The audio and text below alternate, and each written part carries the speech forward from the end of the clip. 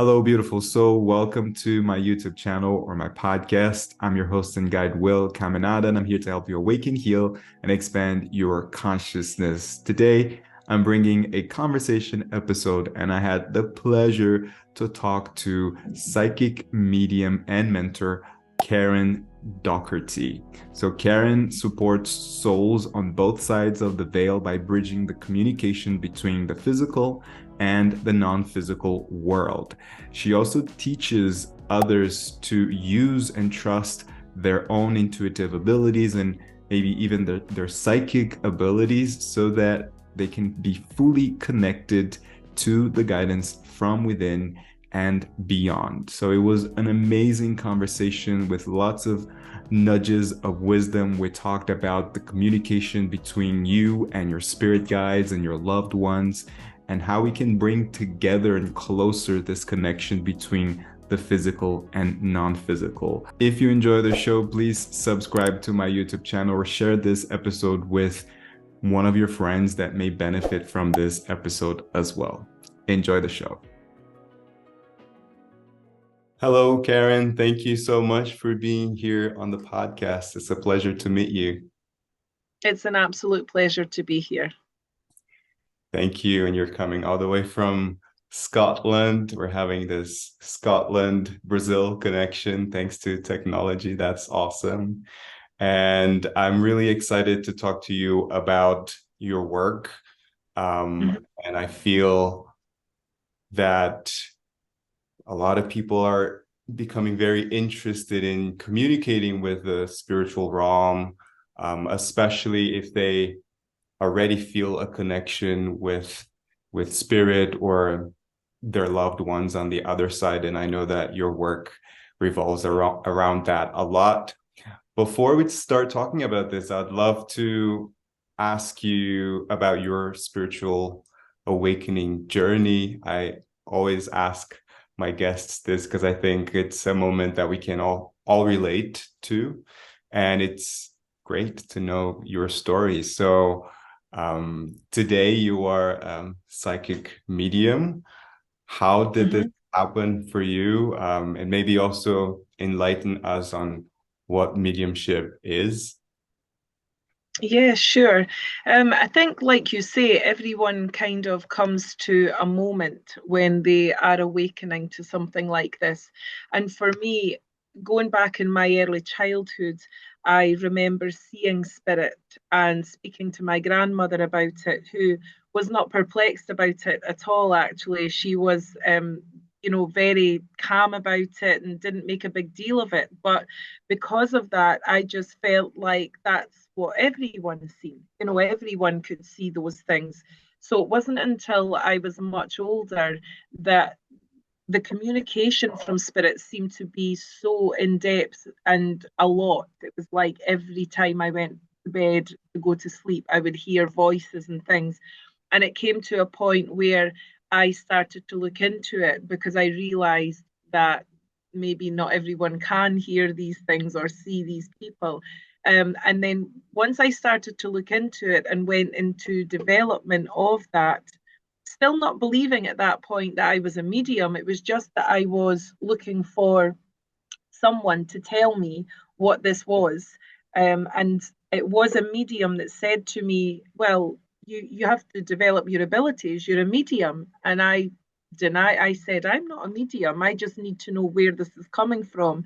And then when I started to develop, it was almost like a moment of just feeling like I was home, just understanding in that moment that this is what this is. This is what I'm supposed to do. This is real.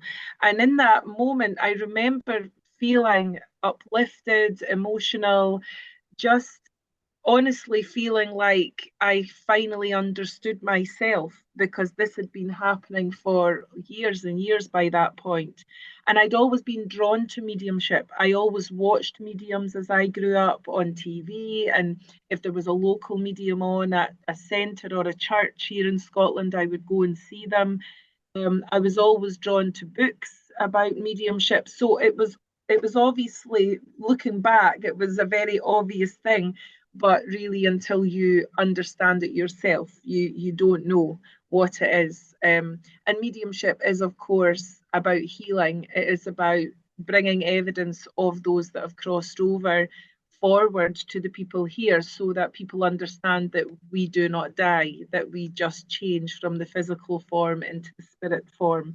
And for that, I am truly, truly grateful because I absolutely adore my work. That's so beautiful. Thank you so much for sharing. Um, One thing that came to mind while you were sharing your story is that you mentioned that ever since you were a child, you felt that connection. And I think children are so pure and they're very close or much closer to that pure essence of spirit. And I relate to that too, because when I was a child, my dad passed away when I was 8. And even though I can say that this was my childhood trauma, it was also the catalyst for me to start thinking about the afterlife. Where is he?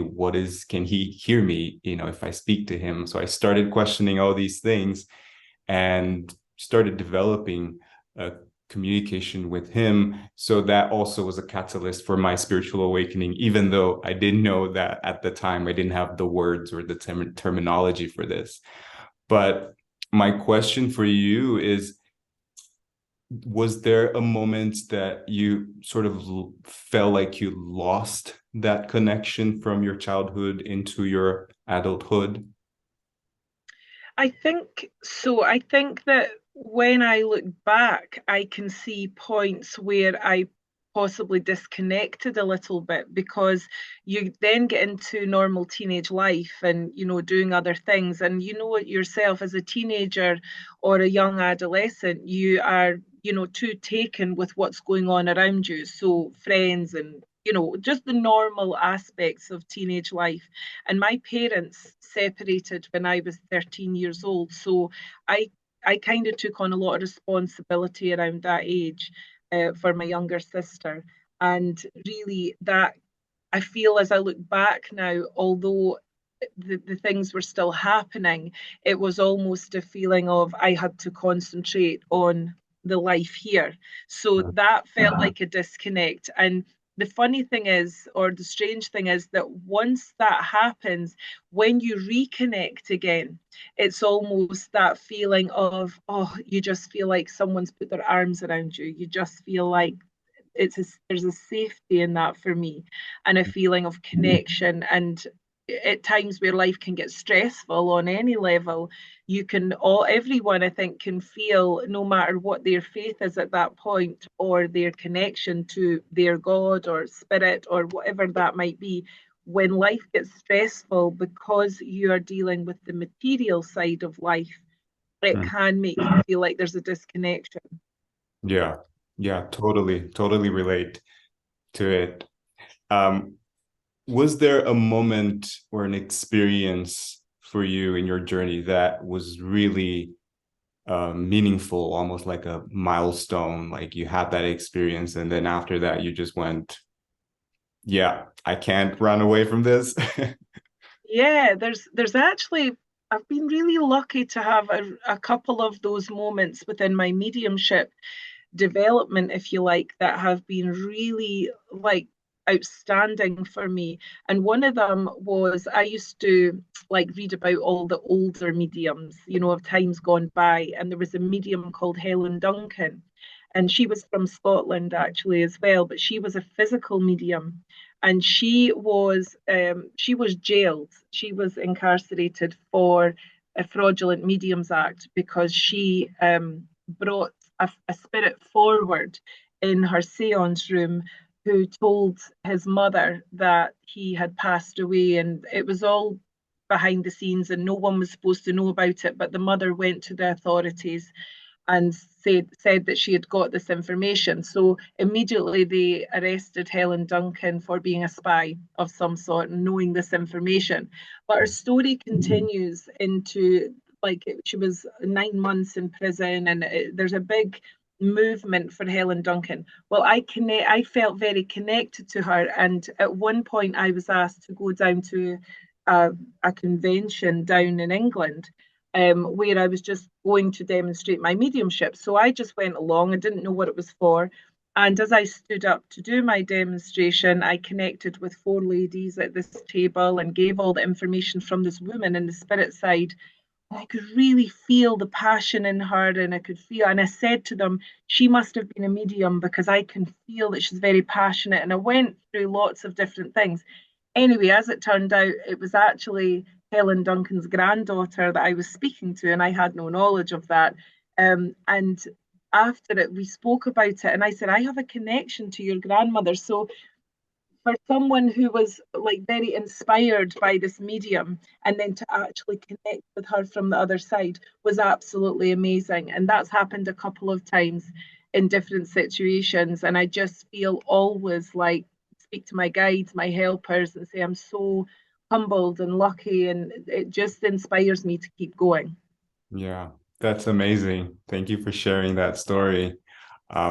I think that in a way, we humans need some kind of validation, right? And I'm sure you have this with your with the people that you work with.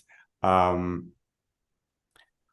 what today, what happens within you when you're channeling or communicating with spirit?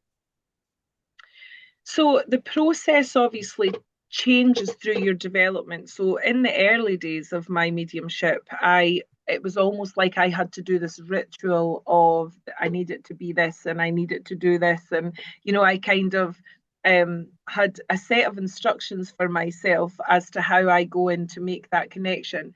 As the years go on and as you get used to working with spirit all the time, it literally is just changing my awareness. So if I'm speaking to someone like this, I'm speaking to them, I'm focused on them. If I change my awareness to the spirit side, I can feel spirit behind me. So it is a very smooth kind of transition, if you like, over into spirit. So I don't have to actively do anything apart from change my awareness. But the level of communication can differ because it might be that one day my own energy is down, so my connection therefore seems a little bit tougher. Or it might be that the spirit person's trying to communicate in a certain way and I'm not able to interpret that the way they're trying to bring it, because there are all these kind of inner mechanics of mediumship.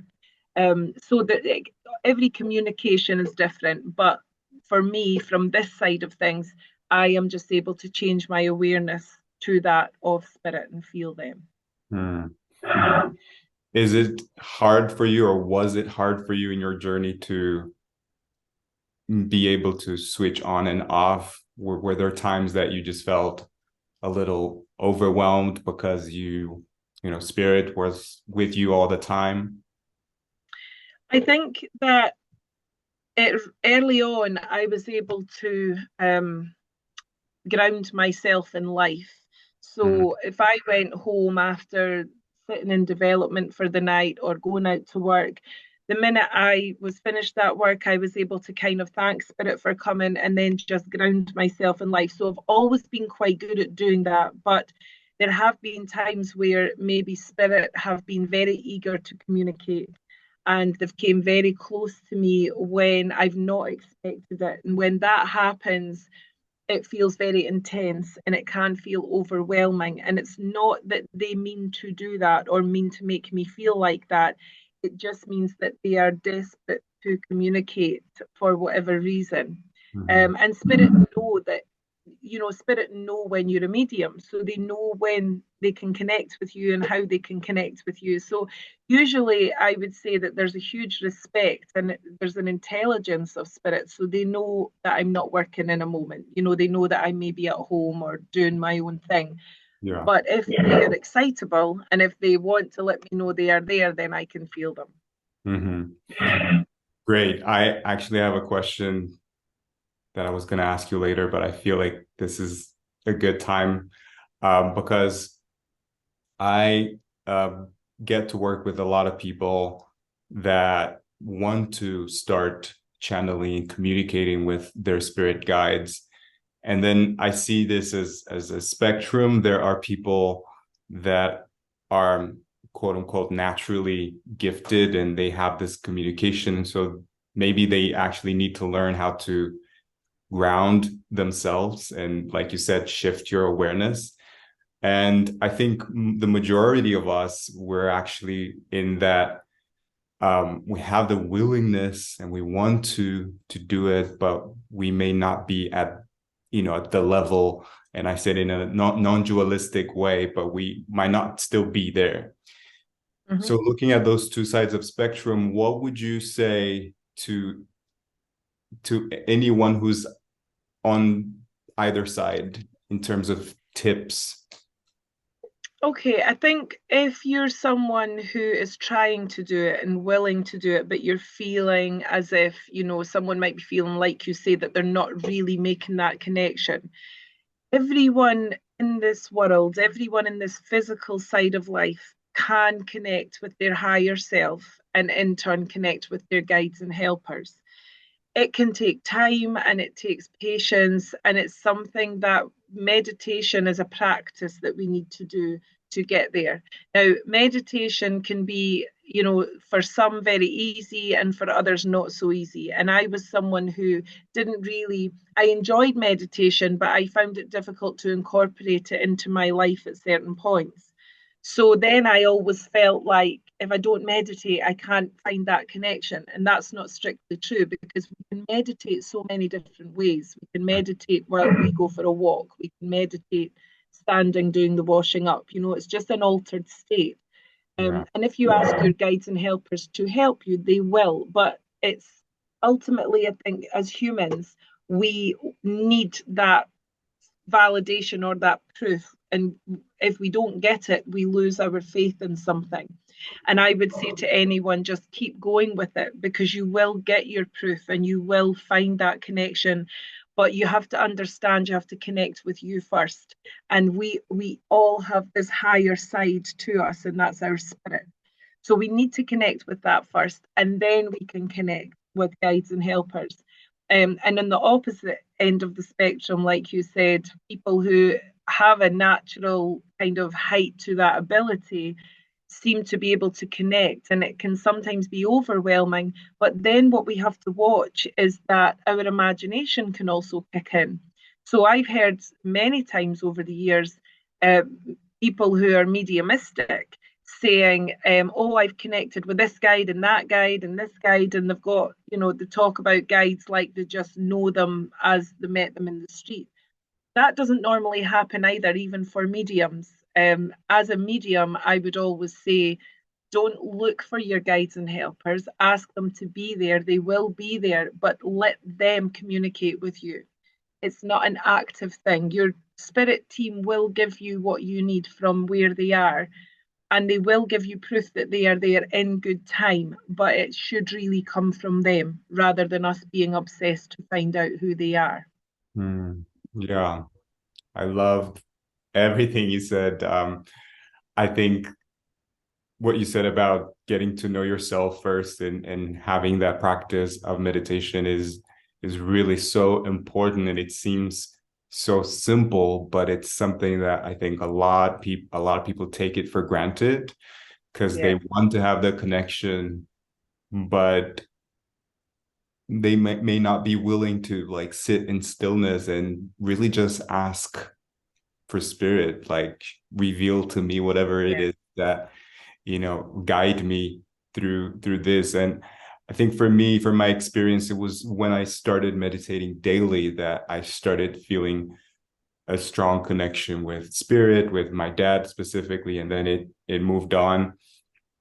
I think also being curious about the different types of ways that they can show up is also key, because I remember I wanted to maybe hear specifically them talking to me, but sometimes it was a synchronicity, and I would often try to do automatic writing, and the messages would come through this, sometimes would be visions. So what would you say is, or or some of the ways that they can communicate with us that's not necessarily hearing them, which would be clairaudience or telepathy? What would be the other ways that may not be so obvious, but that people can like sort of pay attention to?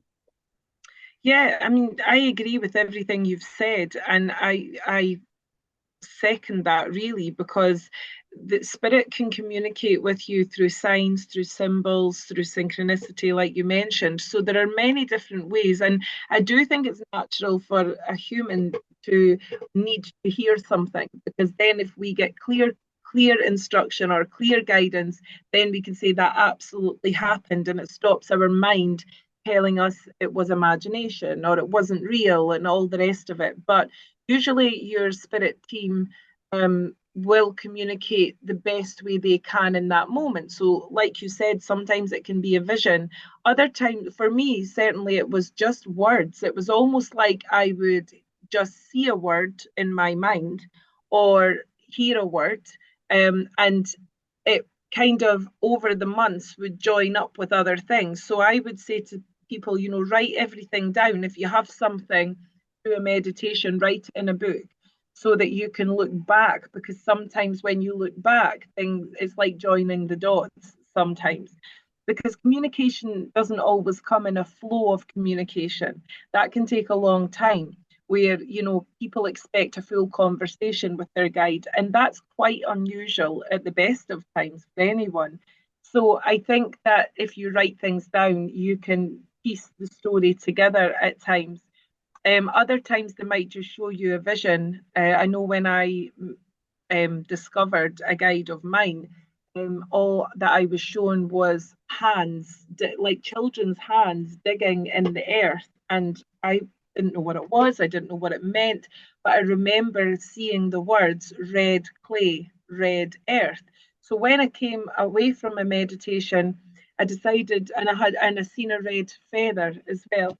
And I remember thinking, there's got to be something in that. So I researched it, just went onto my laptop, typed in red earth, red clay, red feather, and up came all this information about Cherokee Indians and Native Americans, and where their sacred ground was and what it was called and who their chief was, and it all made sense. Everything made sense, and I had no prior knowledge to it. So sometimes it can be where you're given pieces of information, and if you do your own research, as long as it adds up and it's logical, then I would say that sometimes they can do that. But I think it's like we said, it's a patience thing. It's something that we have to understand isn't going to happen overnight. And in this world we live in just now, unfortunately, everything is like express coffee. Everybody wants it now, and it doesn't happen that way with this. Yeah, yeah. And it changes over time as you expand your consciousness. It will change, right? I speak for my experience. Um, I have a question that you probably get asked a lot, which is how can one differentiate their voice and the voice of spirit when they, because I get this a lot too, is like, I don't know if it's my spirit or if I'm making this up. So I'm sure Yeah, you have a really good answer for this, so I'd love to it, know. it is really difficult, because the thing is, our mind, in any form of mediumship, whether it's meditating, whether it's trying to connect with your higher self or your guides or those that have crossed over, in any form of mediumship, your mind is there. So your mind comes into it. So it's sometimes very difficult to distinguish, like you say, between what is your own thoughts and what comes from somewhere else, whoever that might be. What I would say is that if you're asking questions, your mind will give you answers. So as soon as you ask something in your mind wants to respond to that. That's natural, that's a natural thing to happen. So what I would say is maybe don't ask so many questions, but just set your intention. And if you set your intention, so whatever that might be, it might be that you're trying to find out something about your own journey. if you say to your guides and helpers, okay, today I sit for you and I set the intention of some discovery about my own journey, and then just see what happens, rather than saying, is this, am I getting this, or can I see this, or because really that's when it's a bit difficult. So I Mhm. would always say, let the flow of the energy come, let the answers come, but don't search too hard for them. Does that make sense? Totally. And I agree with you. I think intentions are so powerful, as well as the quality of questions that you ask and the vibration of it as well. I think if we come from a place of love and gratitude, um, we're more likely to receive the signs or the synchronicities. And one thing that came to my mind too is because I'm also a singer and a songwriter.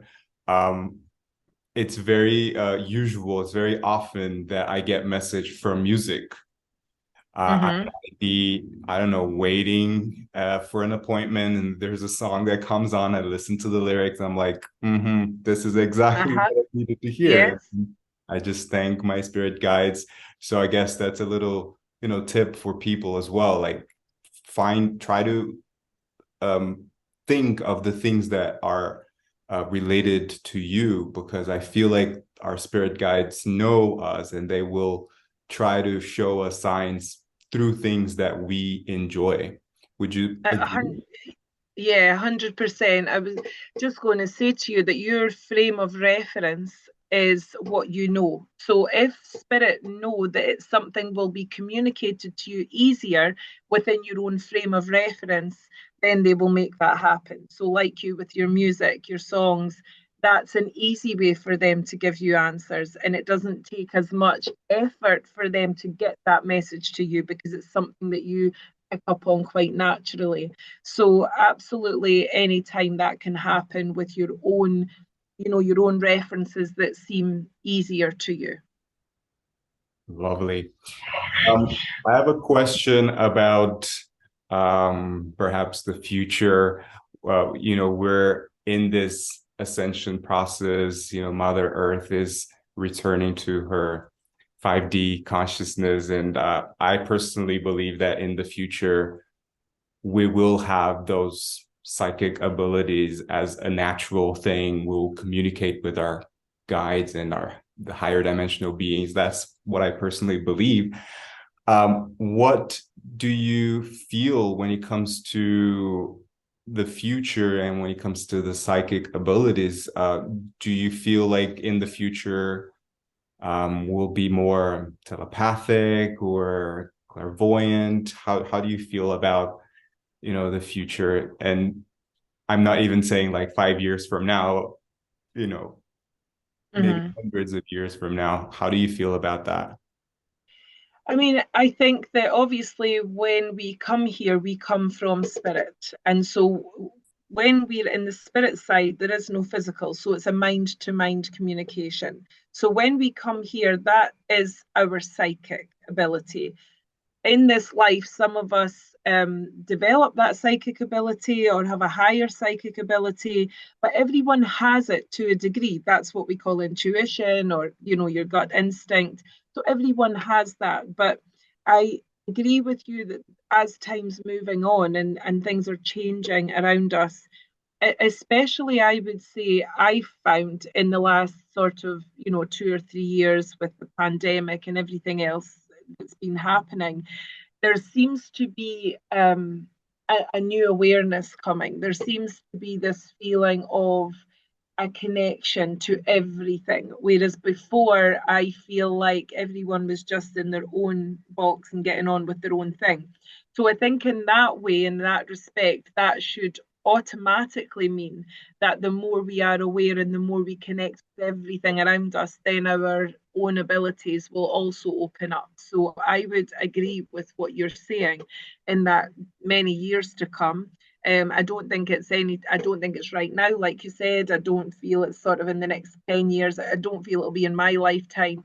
But I do think at some point this is what's going to happen, that everyone will be so aware of what what is and what is real and how we connect. Yeah. And I feel like your work is so powerful in the sense that you're helping people actually awaken those quote unquote dormant psychic abilities that are inherent in all of us. So tell us a little bit about your work and how you help people. Do you get a lot of people that come to you whether they actually want to develop their psychic abilities, or is it more that you get people that just perhaps want you to channel information through you for them? Or is it both? Yeah, it's both. I get a lot of clients who come for readings and that I connect with all over the world. So that's always been a major part of my work. But I love to teach and I love to help people develop and I love to educate because for me, I don't feel when I was doing my development that there was lots of teaching out there that I could resonate with. So for me, when I then became, established at what I was doing and had gained some experience, I really wanted to share that. So I do a mentorship now where I will work with people one to one.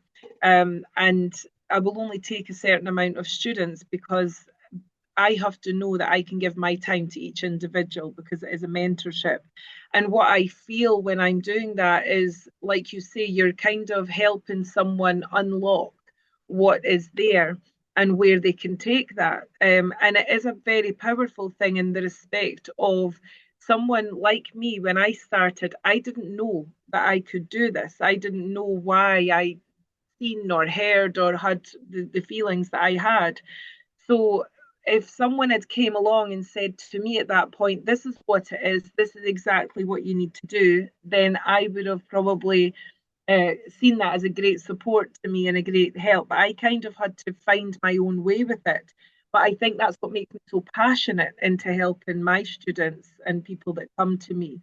Because for me, mediumship, if, if the ability is there for mediumship and you can help heal people and bring proper education and accurate information to people, I just think that's more powerful than anything else in this life because it proves that life goes on. It proves that we can't think of it as only our time on this earth. Like there is so much more to us. Even as spirit beings, there's so much more to us, and it just helps people in life immensely. So the teaching side of it for me, and the educational side, and like these podcasts, that you've invited me on here today, all of these things are amazing because what it does is it kind of helps reset someone. It could take one person listening to this today who has felt those things and didn't know where to go with it. So for me, that's powerful beyond words.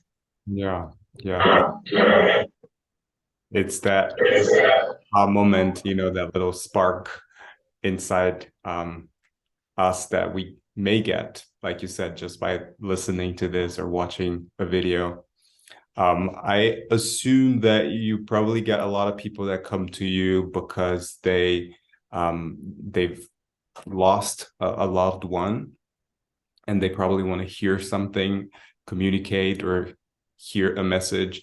What is the most common thing that you get from people's loved ones? Like, is there like a sort of main message that you see with your clients that it's kind of like always coming through? Yes, that can definitely happen in the respect of the biggest message, if you like, is to let people know, their loved ones know that they are safe and that they are alive and that they aren't suffering trauma or they aren't suffering illness that they had when they were here. So that overall message comes with every reading that I do. But the more intricate details of a reading and the evidence is really what matters as well, because when a client comes to me, I don't want to be saying to them general information that, I could easily say to someone, well, your dad's here and he's saying that he's fine and he's happy and that he's looking after you, but that doesn't really give them any proof that I have their dad with me. So the intricate detail of who he was, what did he do, what has he seen since he's crossed over, what does he see here with the person, was she looking at a photo album yesterday and he was sitting beside her, and just intricate details is what tells the person here that, well, they wouldn't know that, like this medium wouldn't know that information. That was very personal, and that gives them then the information that their loved one has survived and that still lives on. And then the message obviously would come of they are fine, that they are safe, and that they have healed. And when I say healed, healing has to take place on both sides, because when someone leaves us and goes home to spirit, it's very traumatic and there's a grief that's left behind. But the person that's crossed over also has a grief because they have had to leave their physical life. So they know where they are, they know that they are back home, and they know everything's well and that they will be with their loved one again. But the person here doesn't know that. The person here, it feels very final, like, where are they? They've just gone from my life. So both sides have to heal in their own way from that grief. Albeit the person in spirit doesn't grieve the same way, but there is still a grief of maybe not being able to hug their children physically, or not being able to look after their mother.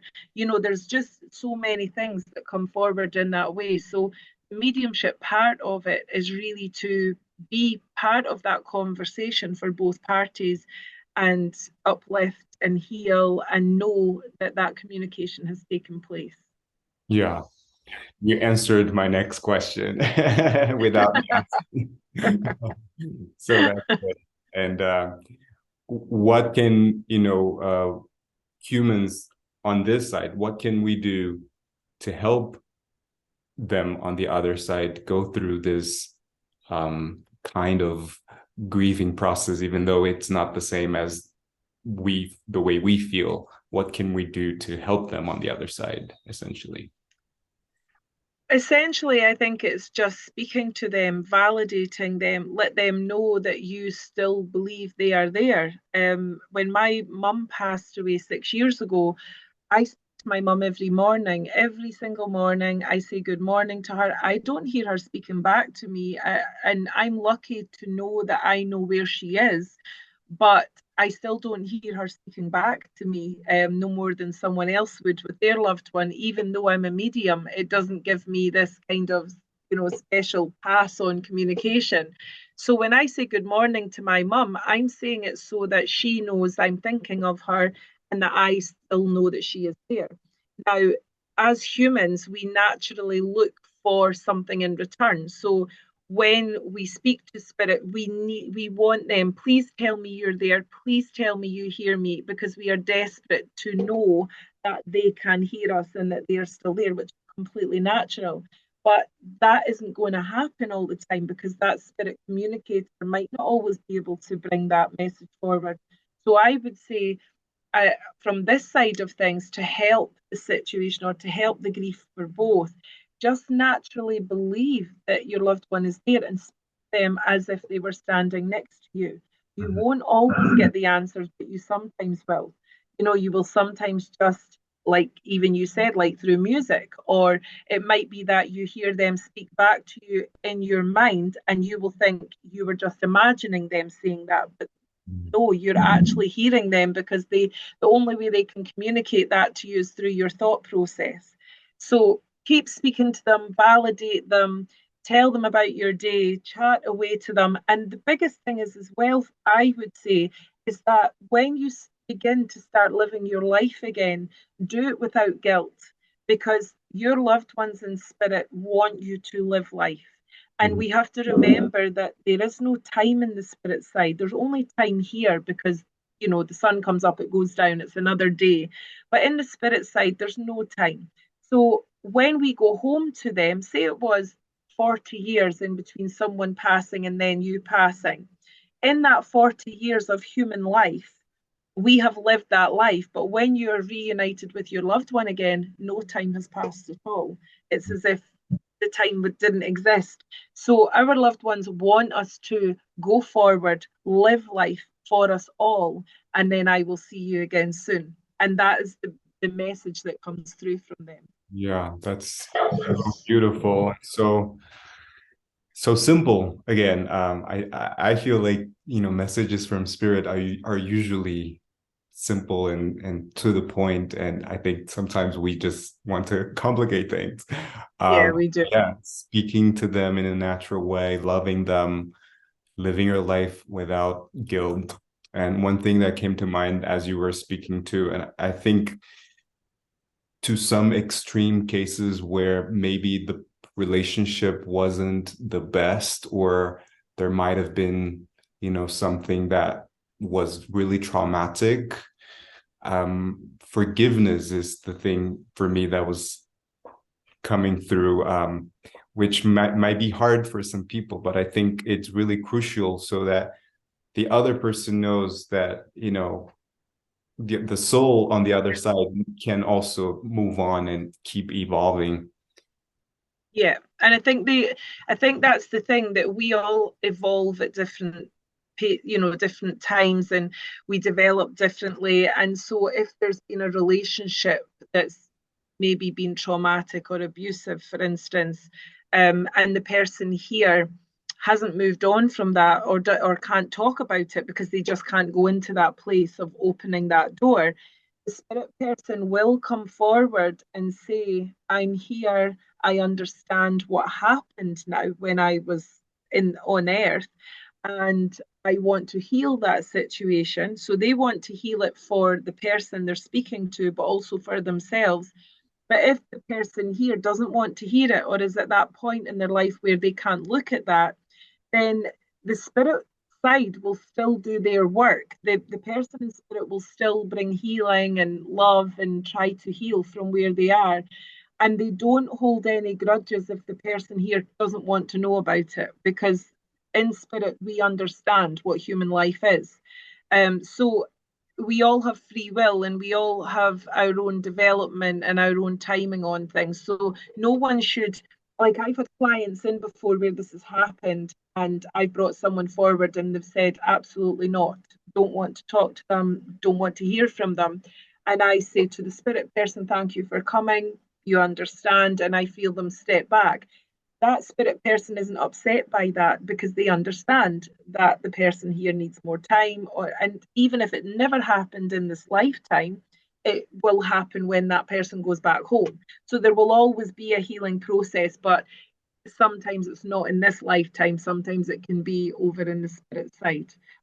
I think another part of it as well is that understanding that we can empower ourselves, and it doesn't need to be where we, you know, surrender to something we don't want to. We just have to understand that that's what happened, and we can still move forward. Yeah. Yeah. Yeah. Would you say that it's a type of soul contract, when, the relationship, I don't know, let's suppose, the father abandoned the family, and, that person is holding a grudge, the father passed away. Would you say that this is a type of soul contract that was sort of like necessary for the evolution of the soul? Personally, I don't feel that. I know that so many people do talk about contracts. And when I was in my early development, one teacher I had definitely believed in contracts and spoke about that. It's not that I mean, I can believe in some circumstances things are supposed to happen and things will happen in life that are predetermined, or that there's a path there. Say, for instance, someone coming into your life, that's supposed to happen, and whatever happens because of that relationship is supposed to happen. So I believe in that. But where there's maybe been trauma or abuse, or abandonment, I feel like it's more about what that person went through, what conditioned them, because you'll usually find that if you look back over generations, there has been some sort of influence, or some conditioning that took place before that, that then caused them to maybe behave in a similar way or whatever. Not all the time, but a lot of the time. So for me, that doesn't make sense to me that that would be a contract, but I feel that's the human side of things. Because when we come here from spirit, we come here pure, we're innocent, right? So if a baby's born, it's an innocent child. And I think then life happens, and depending on the parents' background, depending on the way things are handled, depending on a path that a child may take later in life, all of these aspects come into it. And I feel like it's life that kind of conditions us, and that's when we have to fight against things. So if we've particularly taken a poor choice of a path, then our spirit will try to guide us to come back onto a path that's better for us, but it's whether we can listen to that and whether we can hear that.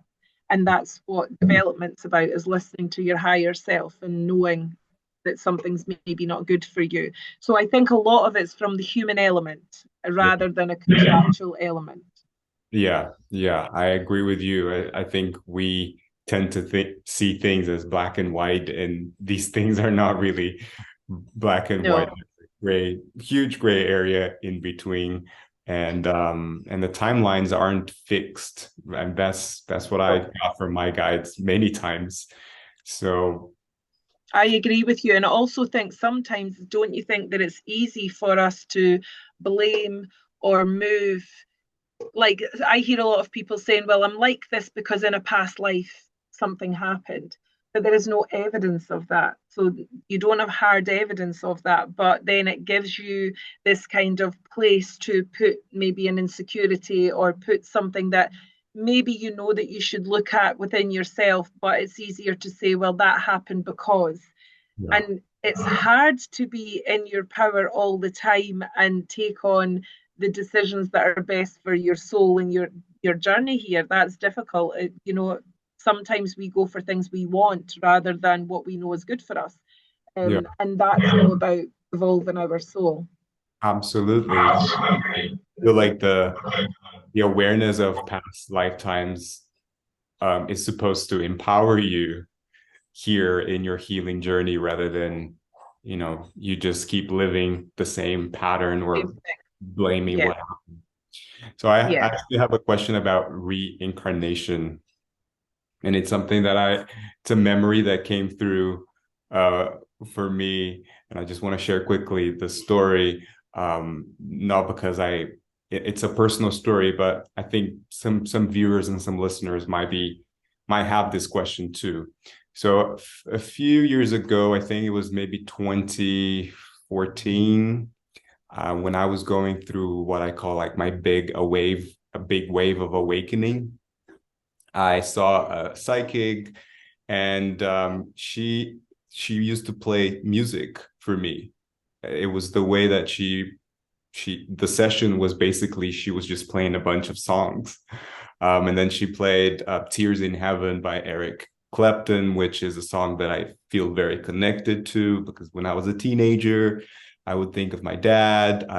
It was one of the songs that I learned how to sing, and I would sing for him. So when she played that song, for me, it was kind of like the validation that I needed. But I remember one thing she said that stuck with me. She said that he would reincarnate when I turn 42. I'm about to turn 40 in a month, literally in 28th of December. And it's just something that I kind of reflect on and question every now and then. Will I lose the connection that I have with his soul? And is there a chance that he will incarnate within the family?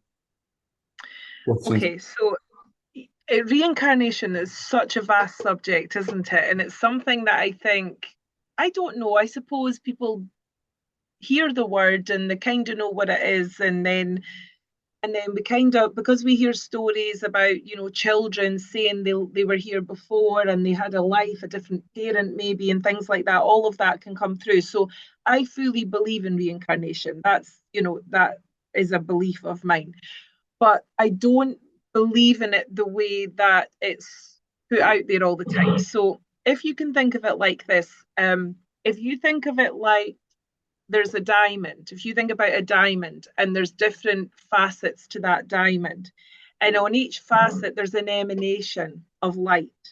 And that light, I feel, is an incarnation of someone. So for me, this facet of this diamond as Karen is walking this earth as Karen. So I'm having that soul's experience. When I go back home to spirit and back to that diamond again, it's not Karen that can come back here again because Karen's already walked that life. It's another facet of the diamond, so of the same spirit, if you like, that then has an incarnation. So I don't believe that me, whereas I have children, I have family, I don't believe that I go back home to spirit and then I reincarnate again.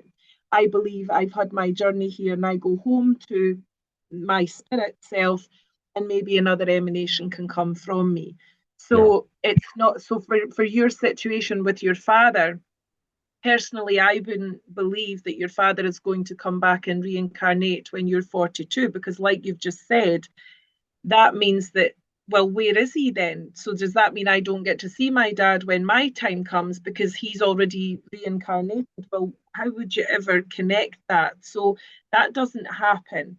Um, the emanation of your father, your father's spirit can happen. But when you go home to spirit, whether it's in another 40 or 50 years, your father will be there and you will still have that connection with him. And it is a question that comes up a lot because people do worry about it. People do say, well, if my mum comes back before I get there, that means I can't connect with her. And I just feel like it puts a little bit of fear out there Mhm. of people. And to answer your other question about, would he reincarnate, it, around you or to do with family? I believe that can happen through a reincarnation, but through a part of the same spirit. Does Yeah. that make sense? Yeah. And just validated what I feel because Yeah, I like when I reflect on it, I don't feel like I'm gonna lose the connection, yeah. even if he, I don't know, reincarnates as my child or my nephew or my niece. I feel like the soul connection is gonna be there. Absolutely. Yeah. Yeah, that's right. And again, it is complicated. It isn't, sometimes it takes a minute to get your head around that. And we can't claim to have all the answers. This is only information that's coming through guides and teams and, through our own spirit. I suppose none of us will know for sure until we're there, but there's an intelligence to spirit and there's an order to things, and there's things that can't make sense. What would be the point in a medium telling a wife who'd lost a husband that you will be together again? You don't have to worry, your husband's still with you. And then she gets there and her husband's not even in the spirit. It doesn't make sense to me. Yeah. Yeah. Resonate with it. And I think the bottom line is that we're never really disconnected. It's all connected, and our mind perception is amazing, but it can also be very limited. Absolutely. We are so limited in the mind. And I think that's the thing about mediumship as well, is that you're not actively going in to use your mind because your mind is very limited. In mediumship, and what I teach my students is how to rise above the physical. You have to come away from the physical. It's an altered state. It's that you're connecting with a consciousness that your mind can't comprehend. So therefore, you have to learn to lift your vibration so much to do this work. And that's why when people might feel limited in the mind and say, look, I'm trying to understand this, I say, don't, because you never will, because all you can do is live on the feeling of things. And like you said, you don't feel disconnected to your father. You have a deeper knowing that your father is still there and that you're still connected. That's what you go on. You don't go on what your mind will tell you or that someone will tell you. This is how it definitely is. Mhm. Beautiful. Yeah, thank you. So many nudges of wisdom. And I have some final questions for you that I call them fun and deep questions. So I'll just ask, and I suggest that whatever comes to your mind first, you can just answer them. So the first question is, what is your definition of healing? My definition of healing is leaving someone uplifted or feeling uplifted. So if I have healing for myself, it should be where afterwards, maybe sometimes I don't even know what's happened or where the healings came from. But it's a feeling of, oh, okay, just balanced. And I think that that's what, as a healer, that's what should happen as well when you're giving healing to someone. Absolutely. And Karen, what brings you joy in your life?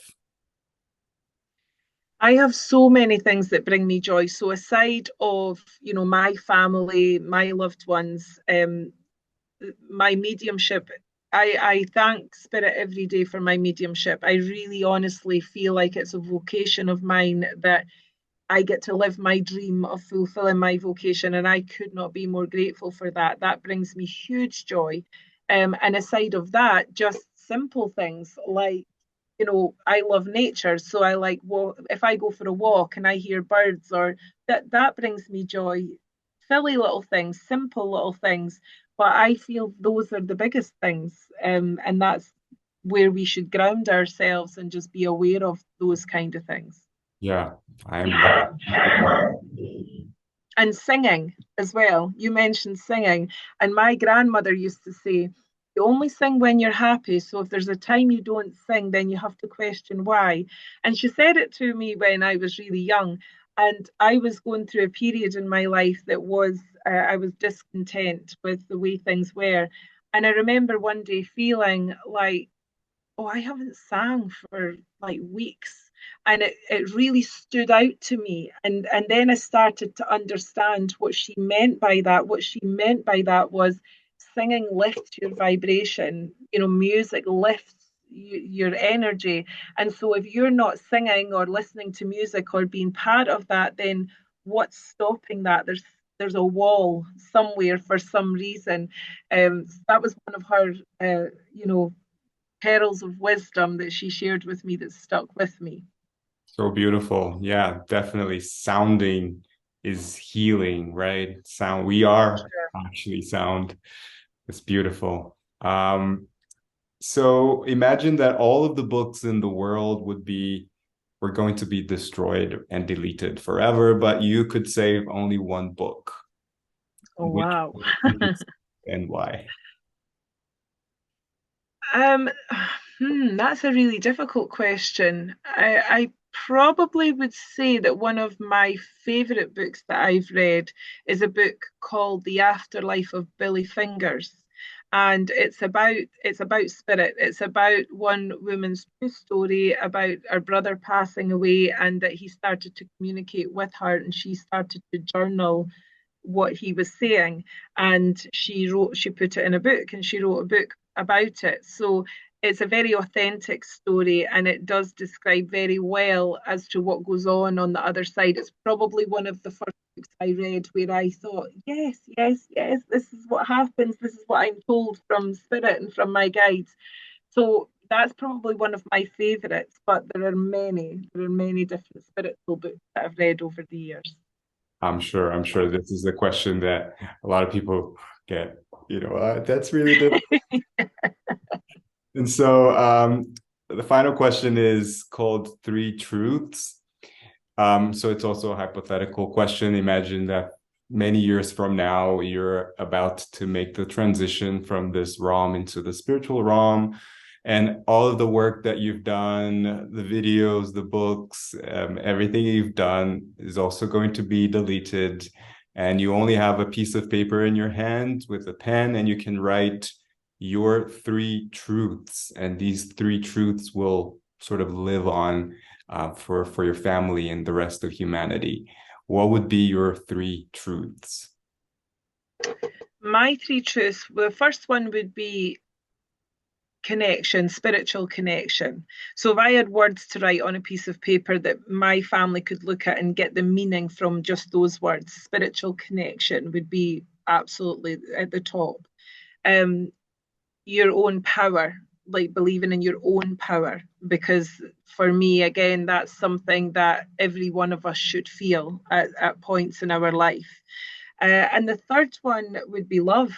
Really, I mean, this world's a hard place at times, and relationships aren't always easy, and we have to navigate the best way we know how. And it doesn't always appear that, we'll live in this like fairy tale, everything's about love, and everything's beautiful. It's not. It's a hard world sometimes, and we have to go through so many traumas. And again, the people I speak to every day, I sometimes come away from my work at the end of the day feeling like I don't understand how they are managing to go forward in life, the trauma that they've endured. But love is really the thing that keeps us going, whether it's love for spirit, love for God, love for us, love for someone else. That's what propels us forward. So love is probably the biggest. Yeah. I think we come here to experience this life, to learn the real meaning of love. Beautiful. Just before I finish, I'd love for you to share how can people work with you? How can they find you? If there's any project in the pipeline that you want to share.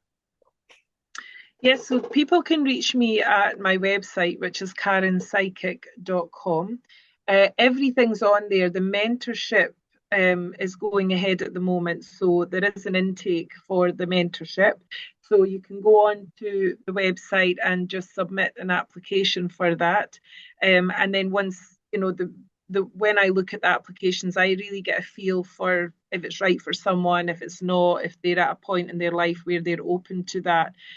So that's there. And also podcasts, everything's on my website or connected. There's links in that way, and also for private consultations as well. Everything's on there. Aside of that, I feel, very strongly in saying that if people are looking for this education, they can contact me personally through the website as well. It will be me that answers their email or their question. If I can help anyone, I would absolutely love to do that. It's beautiful. And I do put the links in the description. So if anyone wants to find out more about your work, just have a look at the description. And Karen, it's been a delight to connect with you. Thank you so much for your presence. And I want to acknowledge you for your commitment to your work of bridging the physical and non-physical and helping humanity to heal and bring that connection closer. So thank you so much for shining your light. Thank you so much for inviting me today. I've absolutely loved it. So we'll maybe do it again. Thank you so much. Much love. Thanks for watching or listening to this episode. If you would like to learn more about Karen's work, you can visit her website, karenpsychic.com. Also follow her on Instagram at Karen Docherty Spirit Medium. As usual, you can find all the links on the show's descriptions. And once again, if this has brought you value, please subscribe to my podcast or my YouTube channel. Share it with your friends who may benefit from this too. And as always, keep shining your light, keep your heart open, and let love lead the way. I love you. See you in the next episode. Bye.